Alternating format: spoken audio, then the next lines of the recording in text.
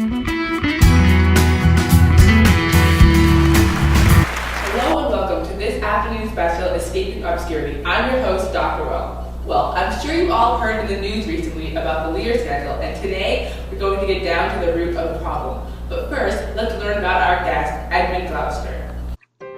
Growing up in the Gloucester estate was hard. My father doesn't recognize me as a true son, only as a mistake. He idolizes my older brother Edgar, his legitimate son, and I am left without inheritance. I'm the only person who has ever cared about me, and I've always been searching for a place to belong. Welcome, Edmund. That's clearly a sad childhood experience. Can you tell us how that has influenced you as an adult? Thou nature art my goddess, to thy law my services are bound. Wherefore should I stand in the plague of custom, and permit the curiosity of nations to deprive me, for that I am some 12 or 14 months lag of a brother? Why bastard? Wherefore base?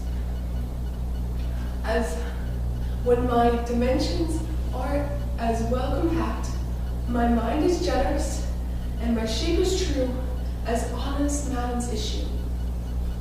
Why brand us they with base, with baseness, with bastardy, base, base? As to the legitimate, fine word legitimate, and then the base shall top the legitimate. I grow, I prosper. Now God, stand up for bastards! Wow, it must have been hard living under Edgar's shadow, never getting the love that a legitimate son would receive. It's common for people in these situations to act out in hopes of getting any type of attention, good or bad. This lack of recognition from an early age drives you to seek attention elsewhere. Can you tell us about your relationship with the Lear sisters?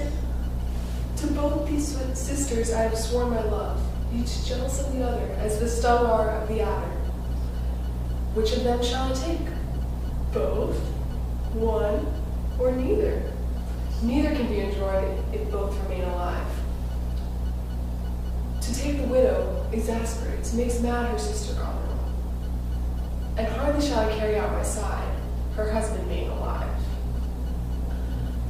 Let her who would be rid of him devise his speedy taking off.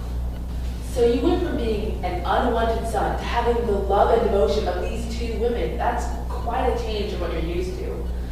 Let's see what these Lear sisters have to say. Why should she write to Edmund? Might not she transport her purposes by word? Be like, something, I know not what. I'll love Edmund much. I know Goneril does not love her husband. I'm sure of that. And at her late being here, she gave strange ogles and most speaking looks to noble Edmund. My lord is dead. Edmund and I have talked, and more convenient is he for my hand than for Goneril's. It is the cowish terror of my husband's spirit that dares not undertake. He'll not feel wrongs which tie him to an answer. Our wishes on the way may prove effects. I must change my name at home and let my husband become the wife.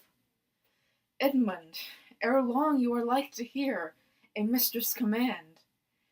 If you dare venture in your own behalf, this kiss, if it durst speak, would stretch thy spirits up into the air. Clearly, there are some inconsistencies about where Edmund's devotions lie. Here to expose the truth, we've been joined by the Lear sisters in love with the same man. Please welcome Goneril and Reagan.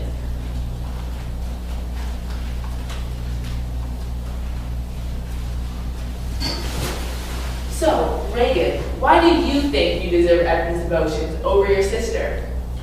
That's as we listed Garrison. Methinks our pleasure might have been demanded, ere you spoke so far. He promised me a future together. Not so hot. In his own grace, Edmund doth exalt himself, more than in your addition. In my rights, by me invested, he compares the best. That worth him most, if he should husband you. Jesters do oft prove prophets. Oh, hola. You're so blinded for your own fantasies. You can't see the love that we share. Lady, my heart is breaking, else I should answer, from a full-flowing stomach. I've dedicated my whole life to this man. He is my everything, my lord and master.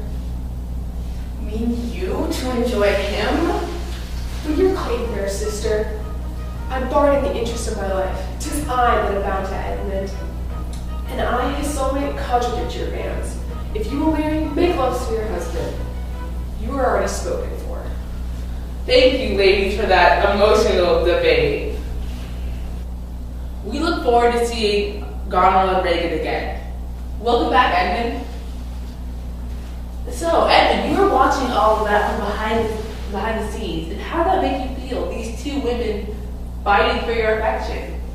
After so long of not being noticed, I'm finally getting the attention I deserve. My father could never see anything worthwhile in me, but now it is clear that I deserve to be loved. What in the world is he that names me traitor? Villain-like, he lies. On him, on you, who not? I will maintain my truth and honor firmly. I can't be held responsible for how Goneril's and Reagan's obsession for me controls them. Don't look at their actions as a reflection on me. Their attention, anyone's attention, is a drug that fuels me. I don't regret what I've done, because in the end, Edmund was beloved, which is all I ever wanted. Remember, people's actions are motivated by many different reasons. We must strive not to judge them, but instead empathize and understand each other. I would like to thank you all for tuning in to today's episode of Escaping Obscurity. I would like to thank our guests, Edmund, Goneril, and Reagan, and I look forward to seeing you again next week.